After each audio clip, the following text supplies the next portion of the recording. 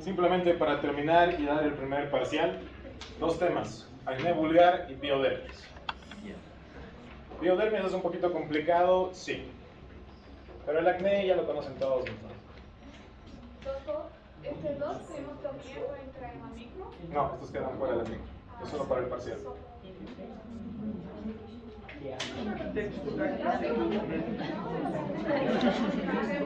Claro, igual tienen que estudiarlo. Sí. Muy bien.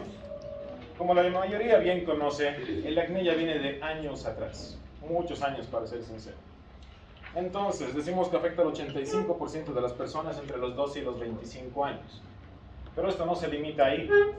Se ha visto actualmente que hay pacientes de 30 a 35 años que también son afectados.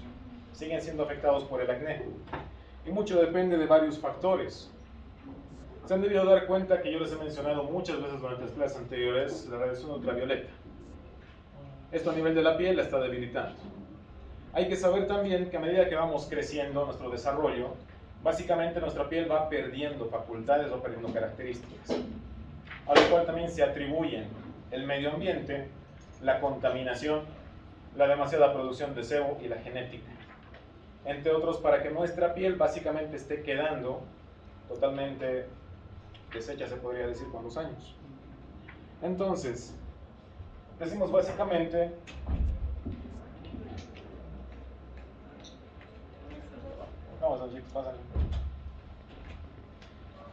decimos básicamente que todo esto que les he mencionado tiene tendencia a la cronicidad.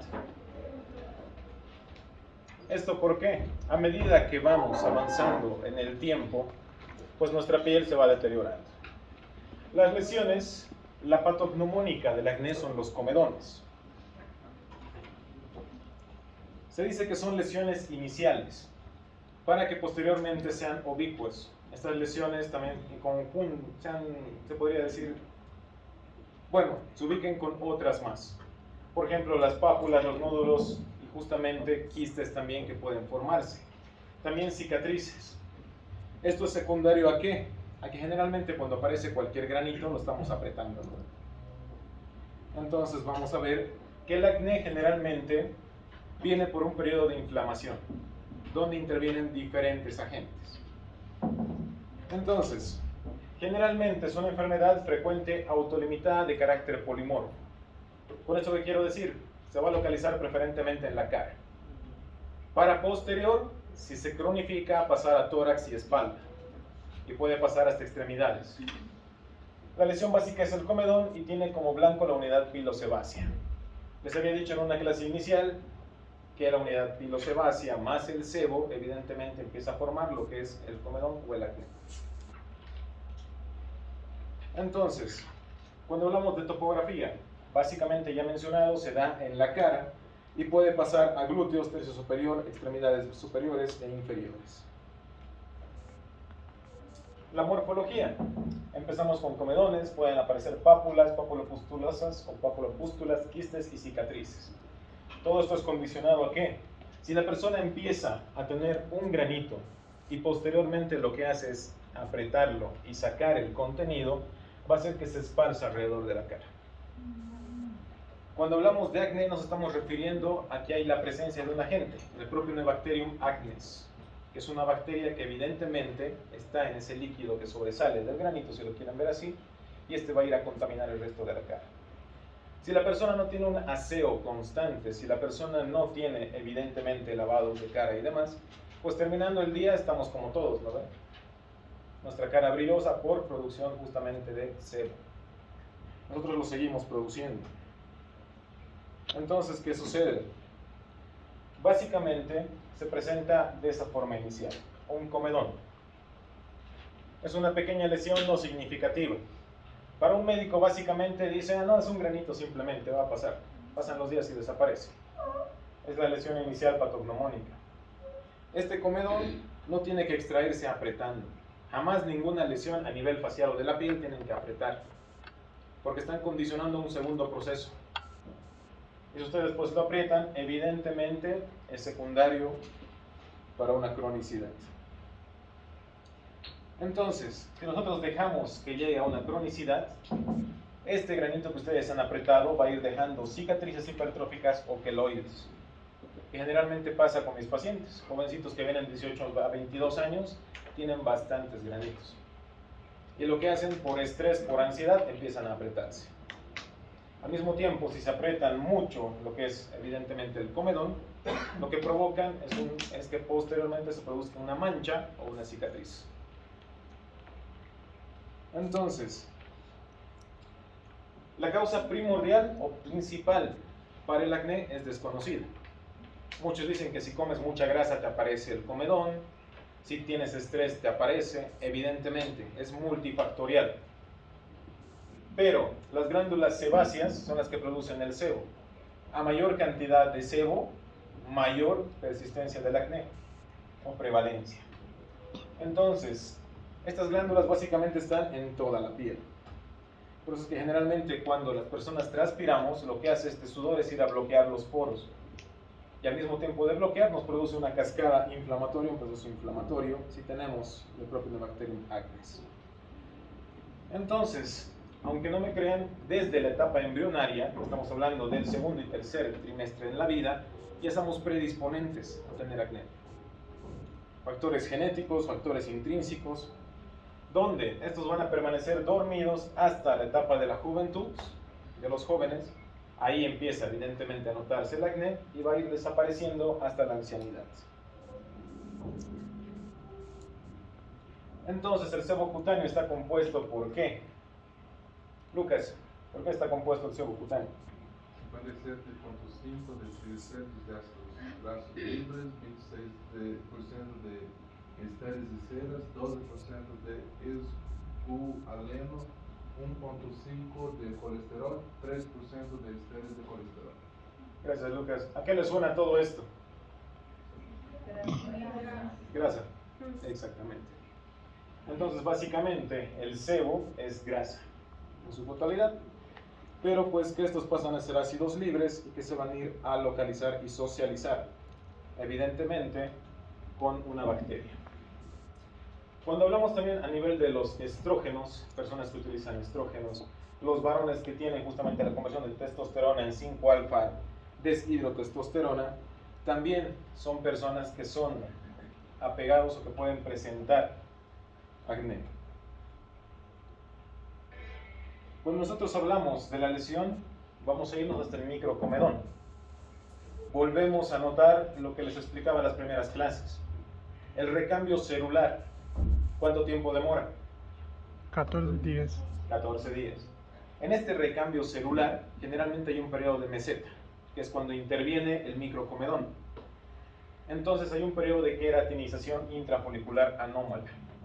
¿Esto qué quiere decir? Que muchas veces estos comedones que ustedes notan, por más que aprieten, no sale nada, es una acumulación celular. Lo hacen en forma de conificación. Por eso es que generalmente tienen una salidita o punta que ustedes ven. Entonces, es una hiperproliferación de células cornificadas, básicamente. Entonces, la acumulación de lípidos, sobre todo del escualeno, ante la presencia del Propionibacterium acnes, va a ir desencadenando estas reacciones en la piel. Y básicamente, ¿cómo se ve nuestro paciente? A este paciente le encanta apretarse. Ahí mismo quería sacar evidentemente un comedón. Pero aquí ya tenemos ampollas, tenemos pústulas, ya tenemos manchas. Esto se ha ido complicando. El paciente que llega inicial con un granito y no se sospecha de acné, puede empeorar así. Y a las 2 semanas va a volver a su consulta y les va a decir, doctor, me apareció todito esto.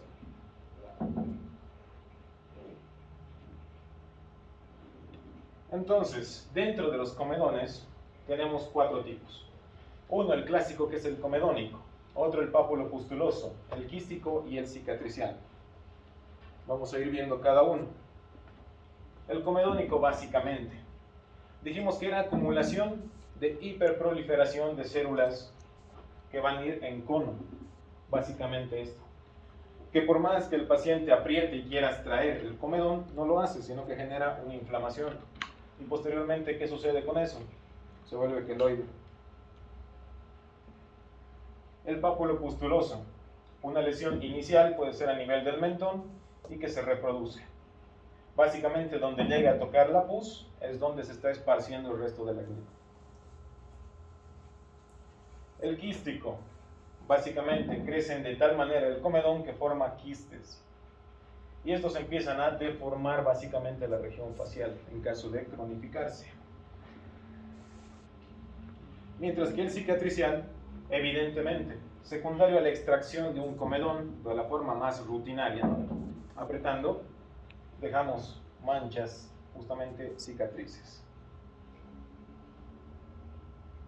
Entonces, ¿qué tenemos que observar evidentemente de lesiones principales comedónicas? 1. El número, el tamaño, extensión y elementos predominantes. Con elementos predominantes, ¿a qué me refiero? Generalmente aquí está expuesto el paciente. Estudiantes de medicina, 9º semestre. Uy, estrés insoportable, aparecen granitos. ¿Verdad?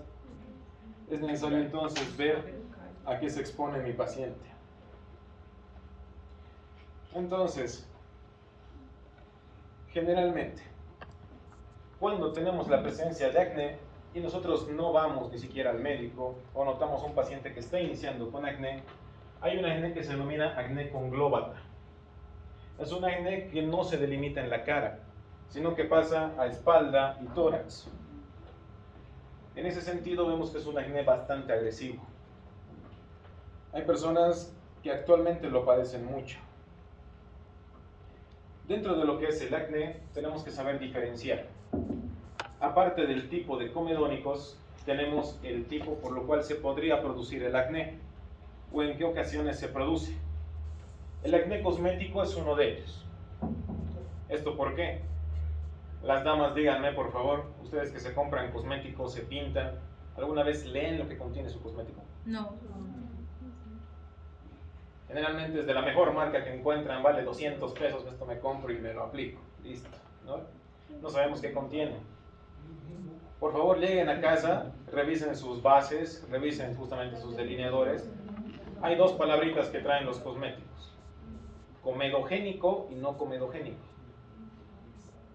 El que dice comedogénico les puede provocar acné, y es lo que no leen. El no comedogénico no provoca acné. Medicamentoso. Hay ciertos medicamentos que tras el consumo pueden provocar acné. Además que tenemos pues a las mamás muchas veces que le empiezan a dar medicamentos a los hijos, por cualquier razón. Le duele la cabecita, un paracetamolcito. Le duele la barriguita, hay que darle ranitidina. Están empezando a ocasionar problemas para su juventud del niño. Detergentes. A veces utilizamos diferentes, ¿cómo se podría decir? Los detergentes, evidentemente, o jabones o cremas, que pueden contener cualquier agente que al contacto con la piel ya nos provoca el acné. Ocupacional. Los coordinadores de medicina, ya saben. Un estrés rotundo y por eso nos salían hasta granitos. Rosácea infantil, acné escoriado, entre otros. Entonces, básicamente el diagnóstico diferencial, nosotros saber diagnosticar diferencia entre un tipo de acné y otro es básico. ¿Por qué? Ustedes me dirán, todos se parecen. ¿Cómo voy a saber diferenciar un cosmético de un medicamentoso? ¿Cómo? Antecedentes 1 y 2, topografía. Ya lo decía en tema anterior, ¿no? Según la localización en el cuerpo, voy a saber qué se predispone. Y básicamente a quien le sale granitos en la cara, para mí ya sería acné. Así me digan, a mí me salen 3 o 4 granitos, es acné. Entonces, para todos hay que tener un correcto diagnóstico y mejor un correcto tratamiento. Yo sé que estamos flacos en farmacología. De todas maneras, ustedes no se metan con esta parte y estamos bien. Lo que tenemos que saber es saber diferenciar entre dermatitis acneiforme, que vendría a ser el acné cosmético, medicamentoso, por detergencia y ocupacional. Evidentemente por antecedentes. Entonces, población microbiana. Bien lo decíamos que el Propionibacterium acnes es justamente la bacteria inicial que en contacto con el sebo cutáneo y el pilo sebáceo produce una cascada inflamatoria con interleucinas. Por lo tanto, los más frecuentes, el ya mencionado Propionibacterium acnes, Propionibacterium avidum y Propionibacterium granulosum. Estafilococos y micrococos que evidentemente ayudan a que haya un proceso inflamatorio en la piel. Levaduras como el Pityrosporum ovale y orbiculare, los diferentes anaeróbicos como el Corynebacterium, no son de importancia general. O sea, estos no van a venir a provocar el acné como tal, con excepción de del acnes. Pero sí se encuentran presentes y sí colaboran en inflamaciones generalmente de la piel. Entonces, lo ya mencionado. La lesión precursora es el microcomedón que no presenta inflamación. Se han debido dar cuenta que hay periodos donde ustedes pasan su mano por la cara y notan una ligera elevación. Pero esto desaparece en 2 o 3 días. No se complica, no hay inflamación, no hay enrojecimiento y no tienden a apretarse. Entonces, generalmente no tiene inflamación, pero el contacto con el Propionibacterium inicia un proceso de inflamación. Entonces, evidentemente actúan interleucinas, el factor necrótico tumoral, por lo cual se produce esa cantidad de granitos en la cara.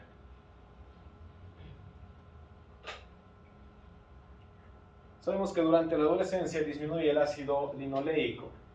Ya les había mencionado hace un momento, todo lo que tenemos nosotros empieza a disminuir a medida que vamos envejeciendo. Motivo por lo cual nuestros ancianitos tienen la cara caída, tienen la piel seca, muchas veces no se cuidan y también hay una degeneración de la piel con el paso de los años. ¿Perdón? Dije que se va a destruir la apariencia. Pues sí, si antes éramos así jóvenes y hermosos, después nos vamos decayendo. Entonces, factores agravantes del acné. Evidentemente, hormonas. Puede ser que la persona, el varón, tenga más testosterona. Puede ser que la mujer tenga un desequilibrio hormonal que le produce acné. Si hablamos de cosméticos, lo ya mencionado. Es más, lo que me agrada aún más, que les aparece un granito y van directo al maquillaje. Y con base lo tratan de cubrir para que la gente no vea.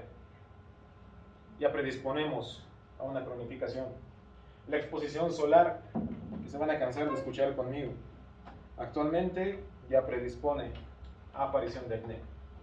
Limpieza excesiva. Parece raro, ¿no ve? Pero ¿por qué limpieza excesiva? Porque a veces igual para cubrir la piel, para proteger, y si está todo el tiempo limpiando la cara, entonces ahí tenemos azul. Hiperfuncionabilidad. Exactamente. Como bien explicó su compañera, nuestra piel está cubierta. Y si la limpiamos mucho, somos predisponentes a cualquier agente que nos ingrese a la piel. Luz ultravioleta, básicamente es inútil entonces actualmente. Factores mecánicos como el roce, estiramiento, compresión pueden agravar el acné. Roce, estiramiento, compresión. Es lo que hacen todos. Entonces, ¿qué más puede agravar el acné? Los corticosteroides. Son discutidos porque se utiliza corticosteroide en acné dependiendo del caso. Pero no voy a utilizar corticosteroides en un caso, por decirles, leve. No puedo. Drogas y químicos. Básicamente el uso de medicamentos que ya mencionamos. Y el estrés emocional, que es muy importante. Aquí ya les digo, vamos a dar examen abierto el lunes y se van a querer morir, se van a estresar y les va a salir acné.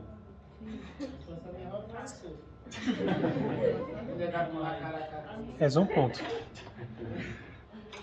Entonces, más común en el hombre de raza blanca, menos en los orientales, y nos damos cuenta que hay un factor genético, evidentemente. Entonces decimos que el acné usualmente exhibe un grado de polimorfismo no inflamatorio. ¿Por qué? Ya dijimos que es un acúmulo celular que puede desaparecer en días, esa conificación. Pero si esa conificación en el proceso se contrarresta o congenia con el Propionibacterium acnes, básicamente ya se produce el acné. Tenemos el comedón blanco y el comedón negro. ¿Cuál es la diferencia? El comedón blanco es aquel que ustedes no logran exprimir, no logran sacar el contenido. Es aquel comedón que directamente produce inflamación, pero no tiene orificio de salida. Sin embargo, el comedón negro tiene una espinilla al medio, por lo cual es más fácil que se reviente o que salga justamente, que se secrete. Ya cuando hablamos del inflamatorio, vemos que desde el comedón va a ir evolucionando pápulas, nódulos, quistes en diversos niveles y que pueden tener periodos de remisión. ¿Esto qué quiere decir? Mi acné puede estar una semana y luego desaparece. Pero al mismo tiempo me estreso, me expongo al calor constante, salgo a la calle sin bloqueador, me da el sol y me aparece otra vez. Entonces tenemos recidivas.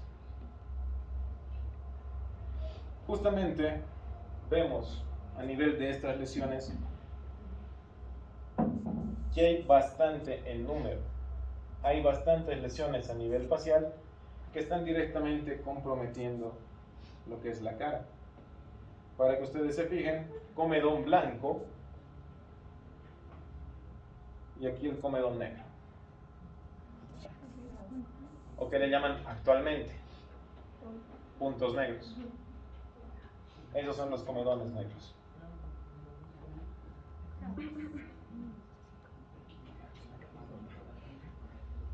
Entonces, decimos que el acné vulgar es una dermatosis de curso autolimitado, básicamente en la cara. Pero si les llega un paciente, este debe ser informado de su tratamiento o de qué le van a hacer. Como médicos generales pueden llegar a tratar acné leve y moderado, si tienen conocimiento de los fármacos. Si no, mejor dejar que el dermatólogo trate. Un acné leve, básicamente una lesión en frente, donde hay que aplicar medidas generales. 2 lavados de cara al día con jabón neutro, queratolíticos en loción, el ácido salicílico al 3 al 5% en loción, hidroalcohólica y el ácido retinoico al 0,25. Antisépticos como la eritromicina y la clindamicina en loción o en toalla tópica. Entonces, ¿esto qué quiere decir? Que voy a aplicar directamente una toalla y le voy a aplicar también queratolíticos, aparte del lavado. Pero ojo, si yo veo una lesión inicial a nivel de frente, tengo que también supervisar ¿qué? Nariz y boca. ¿Por qué? La predominancia del acné va a ir directamente a nariz y a boca. ¿Cómo me dirán? Así. Entonces, acné de moderada intensidad. Aquí ya presenta pápulas pustulosas y comedones. El tratamiento es igual que el anterior, pero vamos a utilizar antibióticos por vía oral como las tetraciclinas, minoxiclina, trimethoprim, sulfamethoxazol. Dosis progresivamente decreciente según la respuesta. ¿Eso qué quiere decir? Que si mi paciente tiene una mejoría aparente, voy a ir cortando la medicación. Pero si en todo caso no me sirve, le estoy dando toda esta medicación y empeora. Tenemos el acné severo. Básicamente el acné severo ya está bajando a cuello, a tórax. Entonces esta clase de acné ya necesita otro tratamiento. Pero vamos a ir igual que los anteriores y además que le vamos a dar isotretinoína, 1 miligramo kilogramo día por 20 semanas.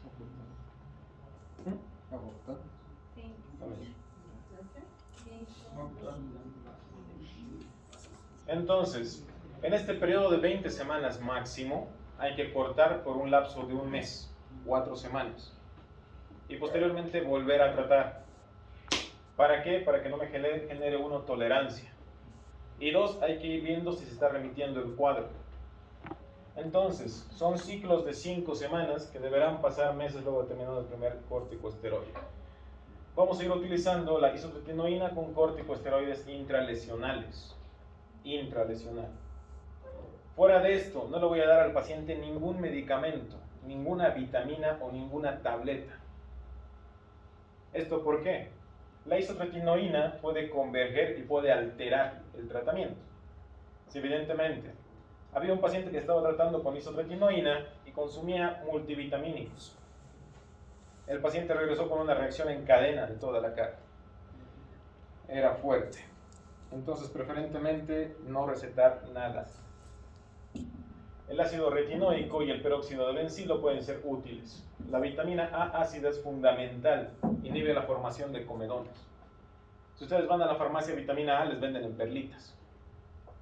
Yo les digo, ahora que tienen la piel sin lesiones, esa vitamina A la pueden abrir, la colocan en sus manos, tipo crema, y en piel lavada, cara lavada, se pueden pasar. Esto ayuda para que no se produzcan justamente comedones. La isotretinoína y el adapaleno, que es un coadyuvante de la isotretinoína, van a ir terminando la semana 20. El adapaleno sí se le puede administrar para ver justamente una remisión del cuadro.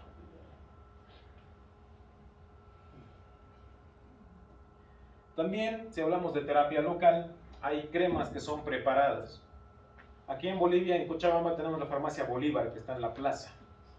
Esta prepara diferentes cremas para cada persona. Por si acaso, si su vecina viene y les dice, hay esta cremita para que ustedes se pongan a sus granitos, no la utilicen. No todas las personas pueden utilizar la misma crema. Cada persona necesita una preparación diferente para cada uno, para su tipo de piel. Esto se hace mediante estudios. Entonces, hay esos preparados. 2 antibióticos como tetraciclina, eritromicina y clindamicina. La nicotinamida al 4% es de uso tópico. Entonces, son terapias locales que pueden ir utilizando generalmente desde un acné leve hasta uno moderado. Si en todo caso no sirve ninguno de mis tratamientos, hay otra clase de tratamientos. 1, la cirugía local. Esta consiste en retirar todos los comedones de la piel. Hay justamente una pinza que es comedones que se denomina, con eso se va retirando. No agita o no causa tanto daño a la piel como lo hace la compresión. La infiltración con corticosteroides, como bien les decía, está contraindicado en algunos casos. En otros donde ya no hay más remedios, se utiliza corticosteroides. La dermabrasión es un procedimiento especializado y caro. ¿Alguien se ha hecho dermabrasión alguna vez? Si tienen la suerte de ver con alguno de mis colegas dermatos, pues se quema todita la piel. Ahora, ¿es del peeling? Es más costoso que el peeling y es más duro, más irritable para la piel. Ustedes van a ver que el paciente va a salir con este tono de la cara. Y pues lo único que va a querer es soplarse o aplicar algo frío. La radiación ionizante puede ser peligrosa a largo plazo. La crioterapia con hielo seco. Esta regenera lo que es las células y permite que haya nuevas células. Pero no estoy hablando de que lleguen a su casa, saquen un hielo del refrigerador y se coloquen, ¿no ven? No, es otra clase de crioterapia. El láser, que puede provocar eritema, y evidentemente lo que hace es regenerar las células. Hay varios tratamientos hasta este último año, evidentemente para regenerar las células por, ya sea cicatrices o manchas. Sin embargo, terapia sistémica. Aunque actualmente no se conoce si alguna alimentación grasosa produce acné, pues se da a entender que sí. Entonces lo que vamos a hacer, vamos a evitar chocolates, frituras con el paciente. Antibióticos como las tetraciclinas, que disminuyen la respuesta inflamatoria.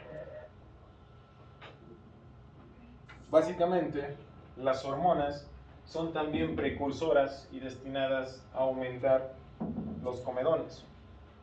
Y básicamente la isotretinoína, que es un tratamiento que se utiliza en el caso más grave.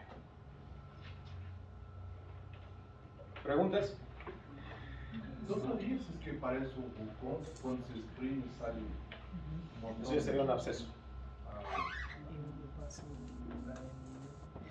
Eso vamos a ver ahora en piodermis, lo que me estás preguntando.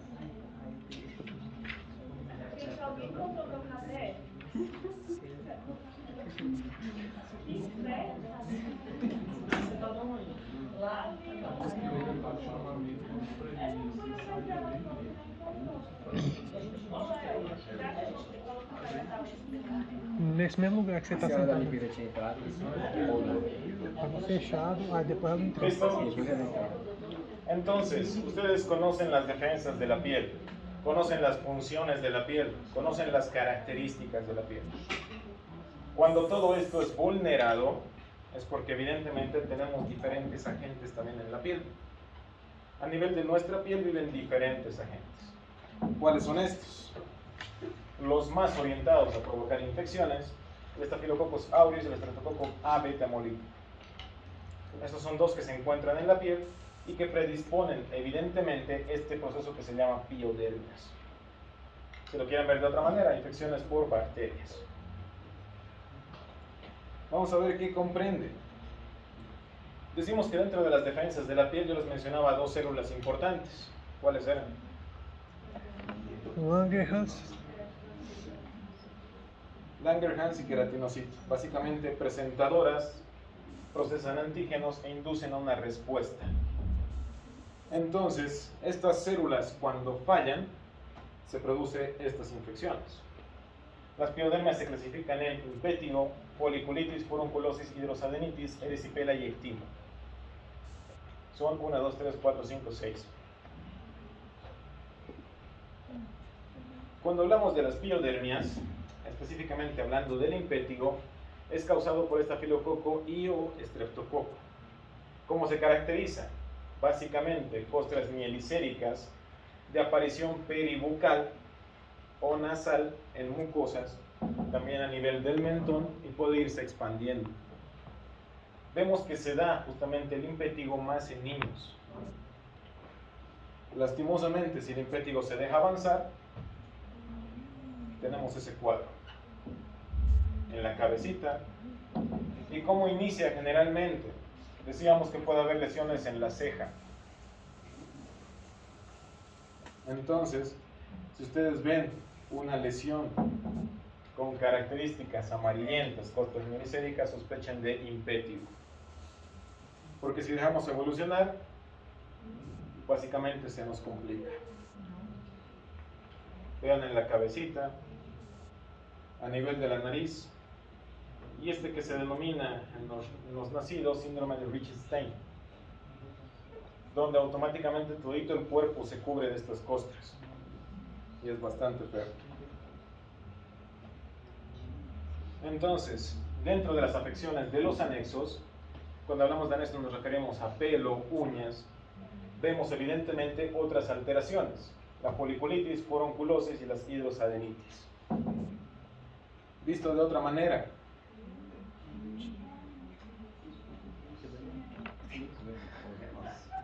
pues sí, todo esto van a ver si Dios quiere en su verdad. Entonces, tenemos diferentes infecciones y básicamente el drenar muchas de ellas soluciona. Tenemos que ver que estas piodermias afectan epidermis, dermis y tejido celular subcutáneo. Específicamente la erisipela y el ectima llegan a comprometer grandes zonas de la piel. Y estas dos son las que perfectamente se podrían confundir con un síndrome de Fournier. ¿Saben qué es el síndrome de Fournier? ¿Qué es?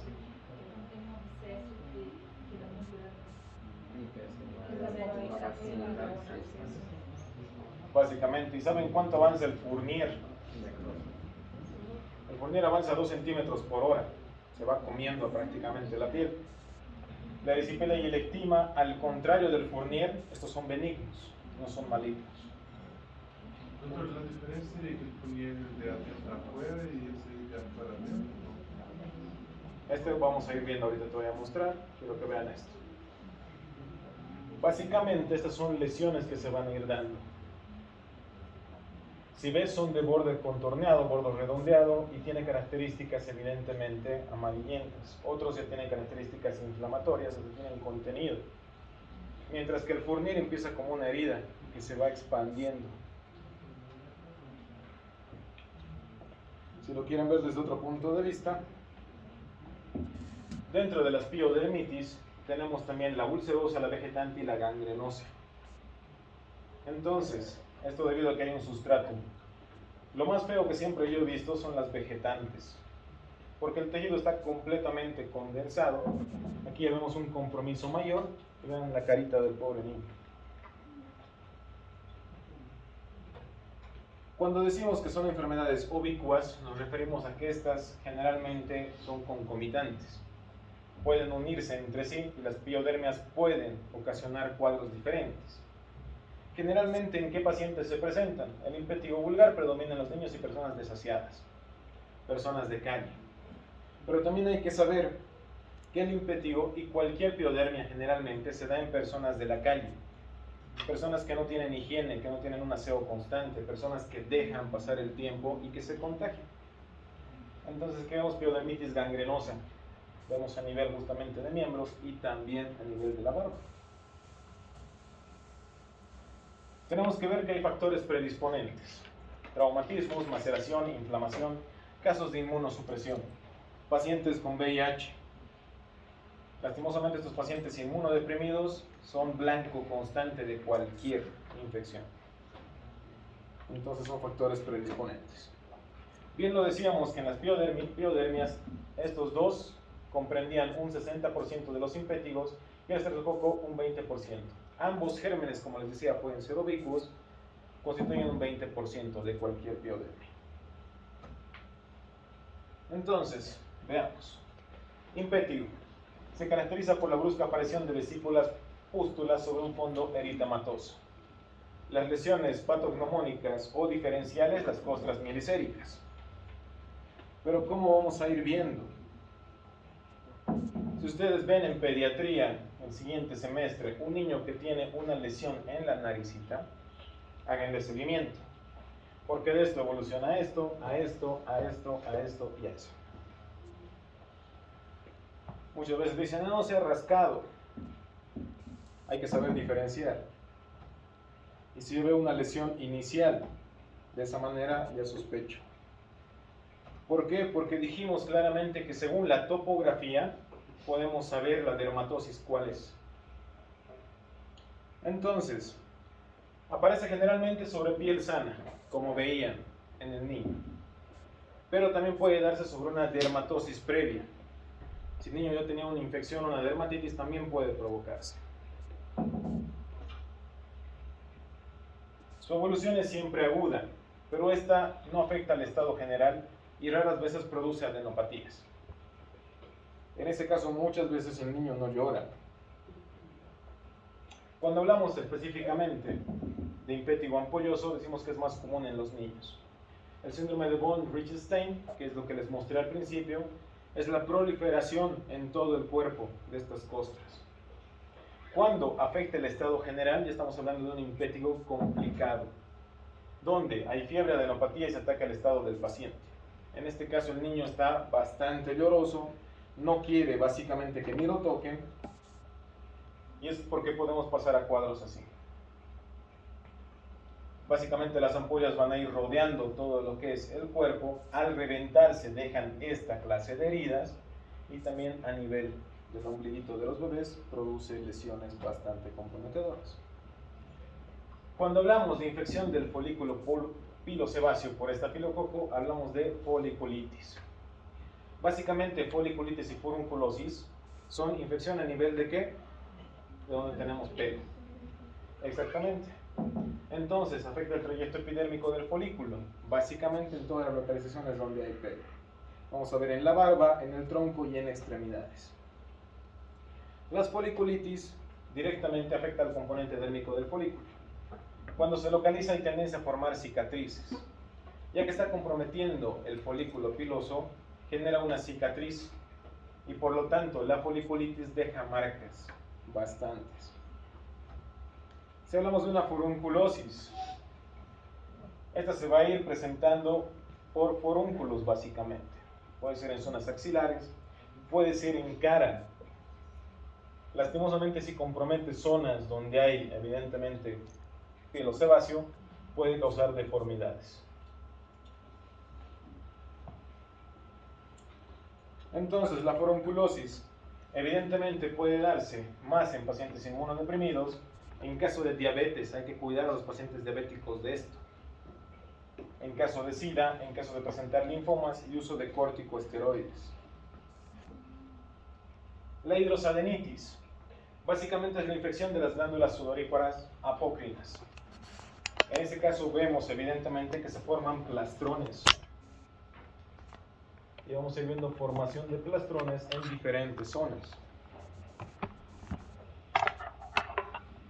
La erisipela y el ectima, que decíamos que estos dos son evidentemente los peorcitos de las piodermias. Decimos entonces que los síntomas iniciales son síndrome febril y ardor. Una persona va a empezar a sentir ardor, puede ser a nivel de las extremidades, puede ser a nivel genital, y va a empezar a sentir mucho calor. Pueden aparecer edemas y en ocasiones ampollas. El ectima es más profundo y se forman ulceraciones en sacabocado. Entonces, tenemos las complicaciones. Evidentemente, el impétigo ampolloso y el síndrome de Richard, también conocido como Richard-Stein, pueden originar glomerulonefritis ocasional. Esta glomerulonefritis, ¿qué quiere decir? Glomerulonefritis. Es una inflamación del glomérulo del riñón. Essas bactérias formam cepas congênitas e com isso genera uma glomerulonefrite. Básicamente, cualquier alteración, y más por bacterias, en la piel también está generando un daño y puede generar un daño a nivel renal. Entonces, por eso puede ocasionar. La erisipelas, si se presenta en forma de brotes sucesivos, causa obstrucción de linfáticos. Es por eso que generalmente la erisipela igual la vemos con malformaciones como elefantiasis o linfoestasis verrugosa. Entonces, estos son los que ya conocen: Staphylococcus aureus coagulasa positivo y el Streptococcus beta hemolítico del grupo A, los gérmenes causantes de las piodermias. Entonces, ya dijimos que era el impétigo en forma de sacabocado. ¿Qué sucede? El impétigo ampolloso del síndrome de Richard-Stein producen toxinas epidermolíticas que van a ir a provocar plastrones en diferentes zonas.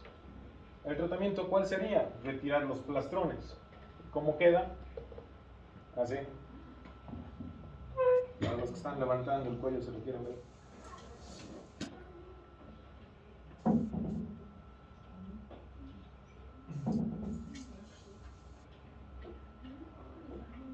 Les decía que se parecía mucho a lo que es Fournier, ¿verdad? Pero vamos a ver que estos gérmenes pueden directamente proceder a atacar, dijimos, hasta tejido celular subcutáneo. Entonces vemos que se va a ir produciendo lesiones a profundidad. Iniciales. Dijimos, pero, que estas lesiones son benignas, que no ocurre como el síndrome de Fournier, que directamente sería resección, corte y a ver hasta dónde llega. Tiene tratamiento. El diagnóstico básicamente es clínico y tenemos que hacer un antibiograma. ¿Por qué? Mis pacientes ya tienen tolerancia a toda la clase de medicamentos que se les puede dar para bacterias. Si les damos bactericidas, son resistentes. Tengo que dar medicamentos como quinolonas, tengo que dar medicamentos mucho más fuertes. Entonces, ya los decíamos, son procesos benignos que puede requerir hospitalización por la afección del estado general o la complicación que vendría a ser la glomerulonefritis. Luego, estas tienen tendencia a extenderse y evidentemente una piodermia, si es tratada y curada, puede tener recidivas posteriores. Entonces el paciente puede volver a caer con todo esto. Las medidas generales. Lo que tenemos que hacer específicamente, el aseo con agua y jabón.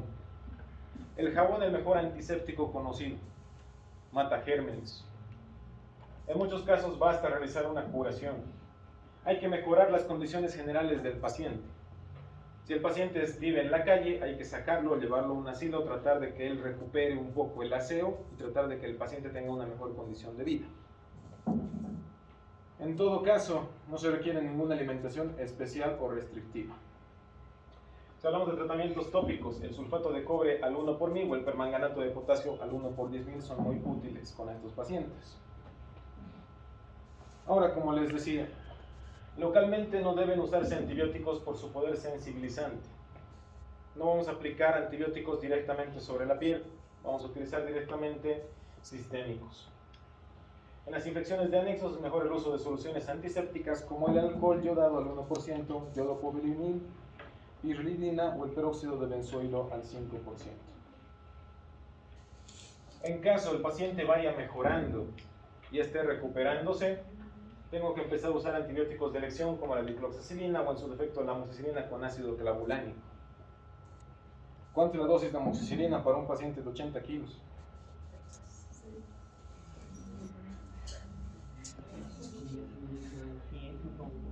Manito, ¿cuánto? 500 ou também podem calcular por de 50 miligramas por 90 por quilo? Hace 10 años utilizaba 500 cada 8 horas en pacientes de 80 kilos. Então você pega de 50 a 90? Actualmente se ha visto que un paciente de 80 kilos adulto tiene que recibir entre 3 miligramos y 5. Porque lo que hacen ahora mis internos es recetar de 500 y yo los quiero matar. Porque mi paciente ya ha creado tolerancia al de 500. ¿Y por qué lo voy a dar con ácido clavulánico? ¿Qué es el ácido clavulánico?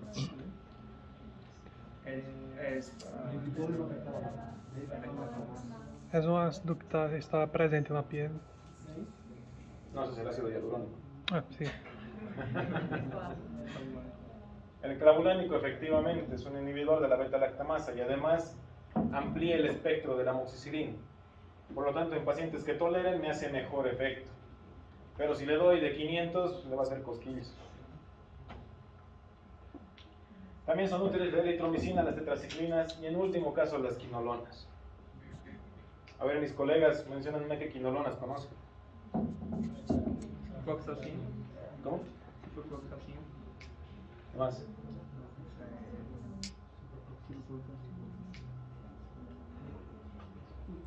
Es nuestro talón de Aquiles fármaco, ¿no? Levofloxacina. Levofloxacina, ¿ya? ¿Qué más? Levofloxacina.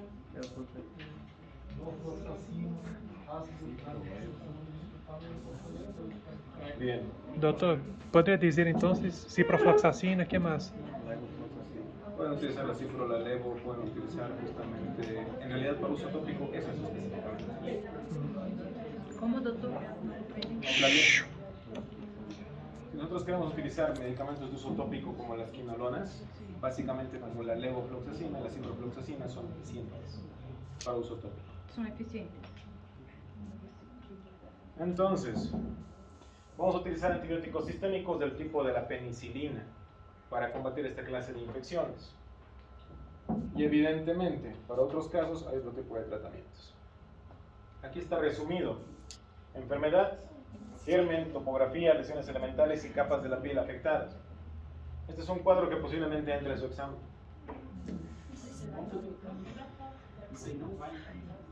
Entra. Posiblemente puede entrar. No he dicho que va a entrar. Ojo que puedo preguntar en su examen, ¿verdad? Germen del impétigo, ¿dónde se localiza? ¿Qué lesión produce? ¿Y qué capas de la piel afecta? Puedo preguntar. Doctor, ¿este examen es abierto o cerrado? Su microparcial es abierto El micro y y el parcial es mixto. Preguntas falso verdadero, preguntas de complementación, preguntas de encerrar, preguntas A, B, C, D, E.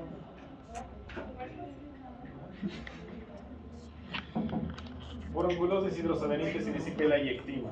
Doctor, en Brasil han visto muchos casos de erisipela y de celulitis, pero no sé cómo diferenciar por la clínica. Básicamente tienes que preguntar al paciente. Uno, antecedentes. ¿Dónde ha estado el paciente? Si el paciente te dice, no doctor, yo siempre me baño, yo siempre me lavo, tengo una higiene responsable y demás, descartas piodermia. Ya pensamos en celulitis. Por eso es que es importante la anamnesis. La historia clínica siempre es importante para cualquier médico. Y los dos se van a tratar con antibióticos. La celulitis de preferencia puedes tratar con antibióticos. Pero sería bueno una revisión de fármaco, ¿no? Les está faltando fármaco. Sí, doctor, somos pésimos. Muy bien.